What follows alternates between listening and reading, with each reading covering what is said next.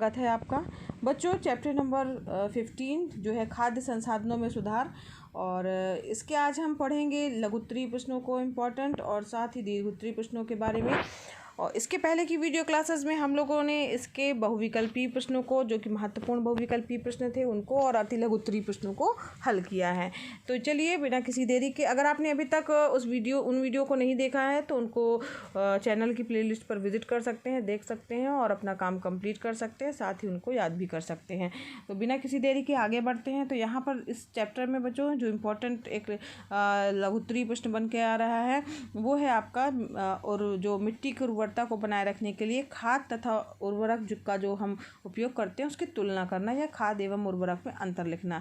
तो यहाँ पर दिख रहा है खाद और उर्वरक में अंतर, इनको आप लिख लीजिएगा कि खाद में क्या गुण होते हैं, उर्वरक में क्या होता है। तो खाद कार्बनिक पदार्थ, जो खाद होती है उसमें कार्बनिक पदार्थ निश्चित रूप से अधिक होता है, और उर्वरक जो होते हैं वो कार्बनिक पदार्थों से बने होते हैं, यानी रसायनों से निर्मित होते हैं। और जबकि खाद जो है वो सब सब्जियों, पेड़ पौधों, जंतुओं के अवशेष वगैरह के निम्नीकरण के द्वारा तैयार की जाती है। और खाद में पोषक तत्व की मात्रा जो होती है वो थोड़ा सा कम होती है, लेकिन उर्वरक में पोषक तत्वों की मात्रा थोड़ा खाद की तुलना में ज़्यादा होती है। फिर खाद का भंडारण एवं स्थानांतरण अब सुविधाजनक होता है, जबकि उर्वरक का जो है भंडारण और स्थानांतरण जो है वो सुविधाजनक है। इसके बाद खाद का प्रयोग अत्यधिक मात्रा में किया जाता है, जबकि उर्वरक का प्रयोग जो है वो कम मात्रा में किया जाता है। खाद में कई पोषक तत्व जो है विशिष्ट नहीं होते, जबकि उर्वरक सदैव पोषक विशिष्ट होता है। लगातार प्रयोग से भूमि की दशा जो है, अगर हम खाद का लगातार प्रयोग कर रहे हैं तो वही ठीक रहती है, जबकि उर्वरक के प्रयोग से मिट्टी की उर्वरता जो है वो घट जाती है। तो ये अंतर बच्चों आप फेयर कॉपी में लिख लीजिएगा लघुत्तरीय प्रश्नों में। इसके बाद नेक्स्ट लघुत्तरीय प्रश्न एक आया है जिसमें हमने पढ़ा है कि हरित खाद क्या है, हरित खाद को कैसे तैयार किया जाता है।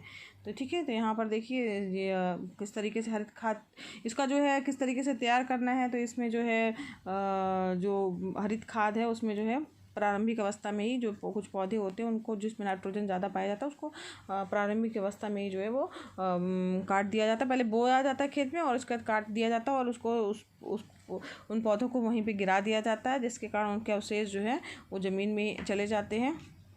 और इसके बाद जो है अगली फसल के लिए जो है वो खेत हमारा तैयार हो जाता है। ठीक है, तो यहाँ पर जो है इसके बारे में आप इस तरीके से लिख सकते हैं प्रश्न का उत्तर। अगला नेक्स्ट इम्पॉर्टेंट प्रश्न है जो आपको लिखना है वो है आपका रोगों से कुक्कुट को बचाने के लिए कुछ उपाय बताइए। तो यहाँ कुक्कुटों के रहने के लिए जो है कुक्कुट को कोई रोग ना हो पाए उसके लिए जो है हम क्या क्या बचाव कर सकते हैं। तो यहाँ पर जो है उनका जो स्थान है उसको उचित रूप से जो है वो साफ़ सुथरा करना है, नियमित रूप से उसकी सफाई करनी चाहिए।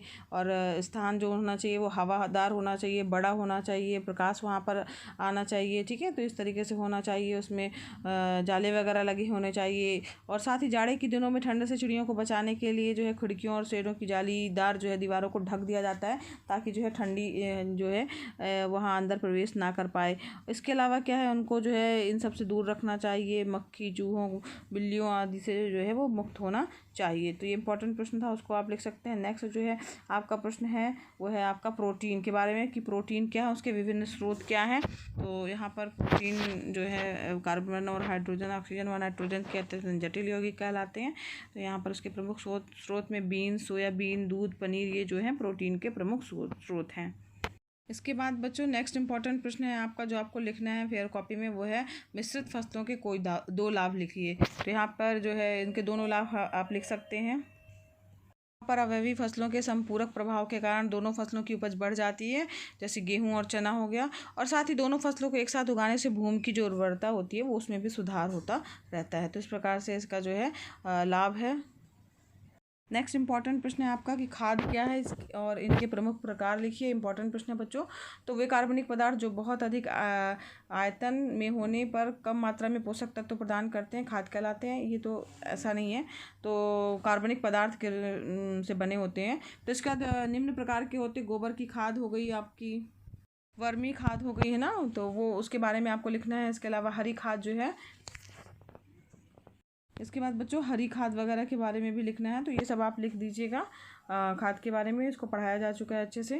कंपोस्ट खाद कैसे तैयार की जाती है, ये भी एक इम्पॉर्टेंट प्रश्न बन के आ रहा है।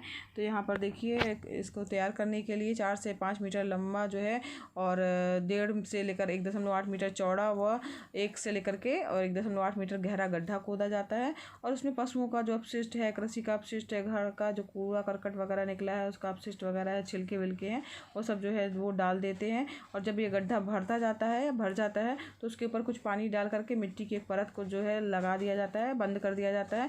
और जब इसके बाद आप देखेंगे तो 2 या 3 महीने में काले रंग के कार्बनिक पदार्थ में बदल जाता है, जो कि क्या है, कंपोस्ट खाद है। ये प्रश्न भी इम्पोर्टेंट है, ये कई बार एग्जाम में आ चुका है बच्चों, तो इसको भी आप अच्छे से तैयार कर लीजिएगा, लिख लीजिएगा।